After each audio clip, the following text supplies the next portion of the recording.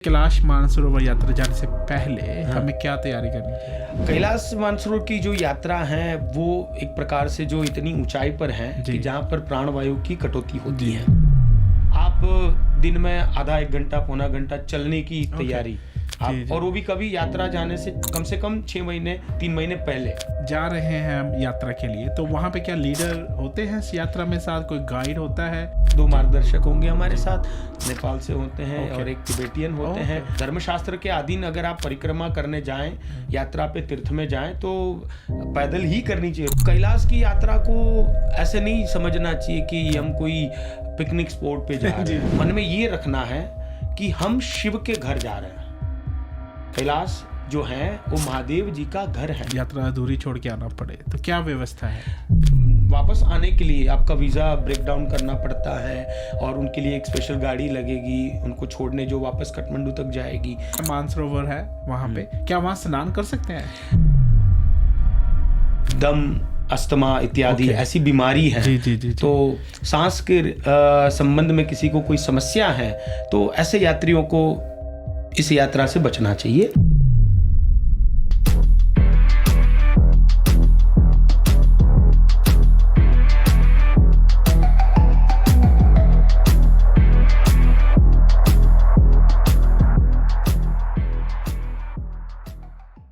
हर हर महादेव आशुतोष जी। हर हर महादेव रोहित जी।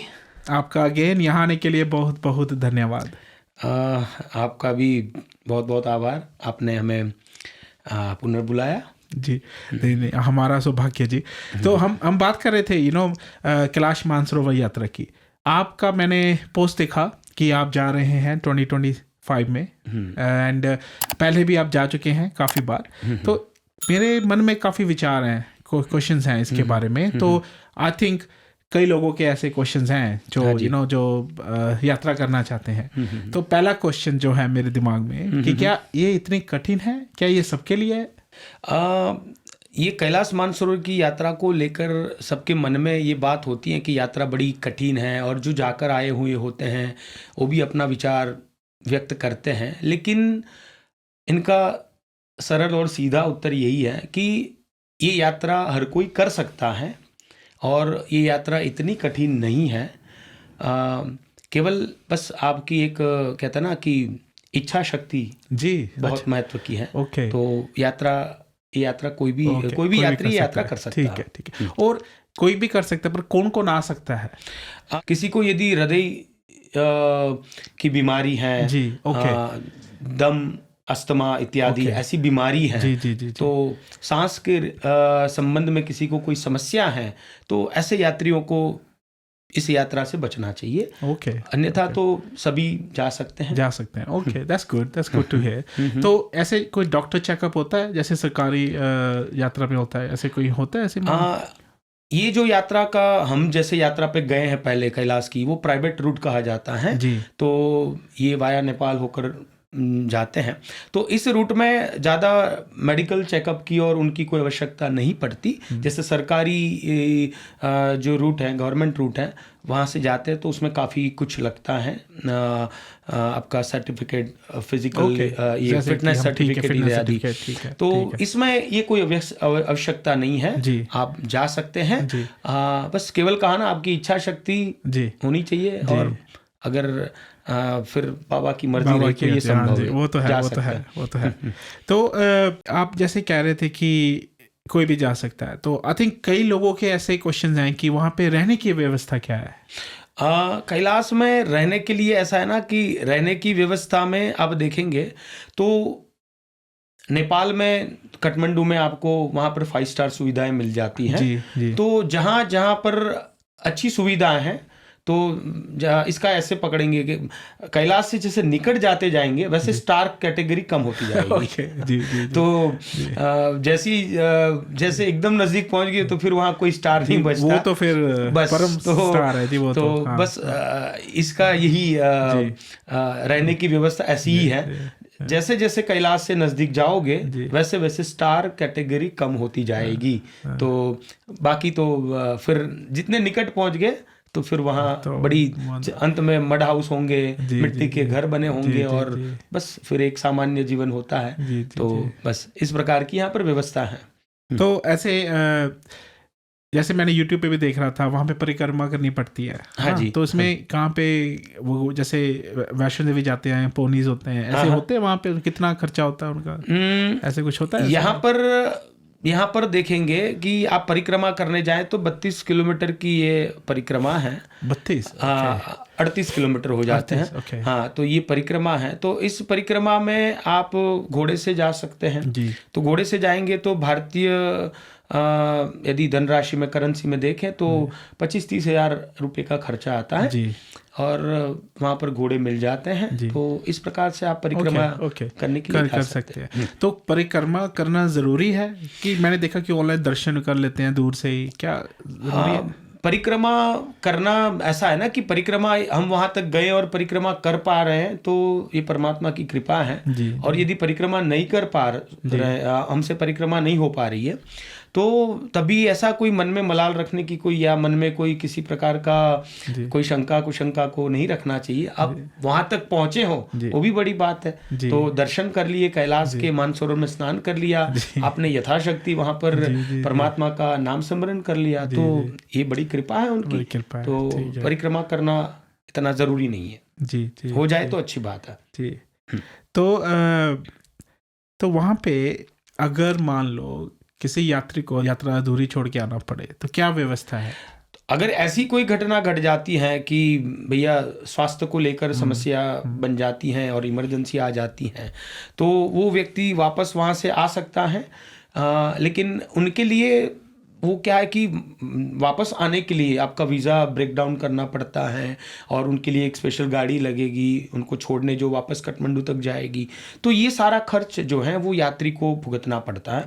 वो सारा खर्च यात्री को ही भुगतना पड़ेगा और उसका भुगतान उसे ही करना पड़ेगा। तो वो वापस आ सकते हैं, ऐसे आ सकते हैं। हाँ, तो इस प्रकार से, लेकिन वो खर्च आपका बढ़ेगा, बढ़ जाएगा। हाँ, ठीक है। फिर कैसे रेस्क्यू करना है, कैसी इमरजेंसी है, डिपेंड उस पर करता है वो। ठीक है। हाँ जी। तो वहाँ पे भोजन की व्यवस्था क्या है? वहाँ पर भोजन की व्यवस्था बड़ी अच्छी है, हमारे घर जैसी होती है। हमारे साथ रसोइये चलते हैं, तो साथ में कहते हैं ना कि पूरा किचन स्टाफ चलता है। तो सुबह में चाय पानी नाश्ता हो गया, दोपहर का भोजन हो गया, शाम का वापस नाश्ता इत्यादि, रात का भोजन, तो पूरी व्यवस्था है। तो जैसे घर में हम जिस प्रकार भोजन पाते वैसे ही बाबा की कृपा है। तो एक आम, मैं ऐसे जोड़ दूं कि कोई आम व्यक्ति के घर जाए तो वहां आदमी भूखा नहीं रहता। तो शिव का धाम है, बाबा के धाम में कौन भूखा रहेगा। तो बस बड़ा आनंद होता है, भोजन की पूरी व्यवस्था होती है। ठीक है। और मेरा एक और क्वेश्चन था इसके बारे में। तो जैसे हम तैयारी करते हैं किसी भी यात्रा पे जाने से पहले, तो ऐसे कैलाश मानसरोवर यात्रा जाने से पहले हमें क्या तैयारी करनी चाहिए? हाँ, कैलाश मानसरोवर की जो यात्रा है वो एक प्रकार से जो इतनी ऊंचाई पर है कि जहाँ पर प्राणवायु की कटौती होती है, तो ऑक्सीजन कम होता है। तो वहाँ पर उतनी ऊंचाई पर जब हम जाते हैं तो उसके लिए हमें पहले से ही थोड़ी तैयारियाँ, जैसे आप दिन में आधा 1 घंटा पौना घंटा चलने की तैयारी आप, और वो भी कभी यात्रा जाने से कम 6 महीने 3 महीने पहले, और उससे अधिक पहले करने शुरू कर दो तो बड़ी अच्छी बात है। तो चलना चाहिए रोज, कम से कम आधा पौना घंटा चलने की तैयारी करो। फिर साथ ही साथ सुबह में आप उठकर गर्म पानी पिए, रात को सोने से पहले गर्म पानी पीकर सोइए। तो जिससे क्या होगा कि आपके जो ये लंग्स हैं वो अंदर से थोड़े वो एक क्लीन हो जाते हैं। तो आपको वहाँ पर काफ़ी कहते हैं ना ये सांस लेने में आसानी होती है। और खान पान पे ध्यान करें, हल्का फुल्का अच्छे से खाएं। फिर लोग तला हुआ ये वो खा पी के एकदम, तो अपने स्वास्थ्य का ध्यान रखना चाहिए पहले से ही वहाँ जाने से। ठीक है। जैसे आपने कहा कि पैदल चलना चाहिए, तो क्या ऐसी परिक्रमा जैसे आप कह रहे 38 किलोमीटर है 38, तो पैदल कर सकते हैं? हाँ जी, बिल्कुल पैदल ही। और वैसे तो धर्मशास्त्र के अधीन अगर आप परिक्रमा करने जाएं, यात्रा पे तीर्थ में जाएं, तो पैदल ही करनी चाहिए रोहित जी यात्रा। कभी भी घोड़े पे यात्रा करनी नहीं चाहिए। मैं घोड़े पे यात्रा करने से कभी भी मैं सहमत नहीं हूँ। और शास्त्र तो हमारे यहाँ पुराणों में तो ये कहा गया, अगर घोड़े पे यात्रा जो यात्री करते हैं वो यात्रा का पुण्य नहीं पाते, उल्टे का वहाँ पे पाप के भागी बनते हैं। तो मैं तो यही कहता हूँ कि पैदल चल के ही यात्रा करनी चाहिए, और पैदल ना जा पाओ तो कम से कम घोड़े पे यात्रा तो करनी ही नहीं चाहिए। जो आप पैदल ना कर पाओ तो फिर आप वहीं रुक जाओ, लेकिन जितना करो उतना अपने तन से अपने पैरों से चल के यात्रा करें, ये अच्छी बात है जी मन से। तो कितना टाइम लग जाता है पैदल यात्रा? अगर पैदल यात्रा परिक्रमा करने जाएंगे तो 2 रातें बीच में हो जाएगी। 2 रात, हाँ। तो पहली दिन यमद्वार से शुरू करके देरापुक पे एक दिन रात्रि निवास होगा, दूसरे दिन जुथुलपुक पे होगा, और तीसरे दिन वापस आप दार्जिलिंग तक पहुंच जाएंगे। तो बड़ा सरल है वैसे, कोई बस अगर मन में शिव है तो बस मन में शिव है तो आपका तन साथ दे ही देगा, फिर तन रुकता नहीं आपका, भोले बाबा खुद ले जाएंगे, फिर वो ही ले जाते हैं। तो वो तो वहाँ की जो प्रकृति है उनसे तो क्या उनका वर्णन करें। हाँ जी। तो यहाँ पे रहने की क्या व्यवस्था है परिक्रमा के दरमियान? रहने की व्यवस्था फिर जैसे कहा ना, जितने नजदीक जाओगे बाबा वैसे स्टार तो कम हो जाएंगे। तो बस वहाँ केवल वो मट्टी के मड़ हाउस जो होते हैं ना, तो वो वही है अपने देसी एकदम जो कहेंगे मकान, तो छत है बस, और ठंड से बचने की व्यवस्था जैसे होती है तो वही है। कभी टेंट में भी रहना पड़ सकता है। तो बस जितनी परमात्मा से निकटता बढ़ेगी उतना ही ये भौतिक सुख साधन है वो दूर जाएगा, वो घटेगा, और या वो भौतिक सुख घटेगा तभी तो परमात्मा की अनुभूति हो पाएगी। तो वही बात है यहाँ पर। तो बस ऐसे है, घर है वहाँ पर। मेरे कुछ प्रश्न और हैं। हाँ जी 2 और हैं। मेरा सेकंड लास्ट क्वेश्चन ये कि जैसे मैंने देखा मानसरोवर है वहाँ पे, क्या वहाँ स्नान कर सकते हैं?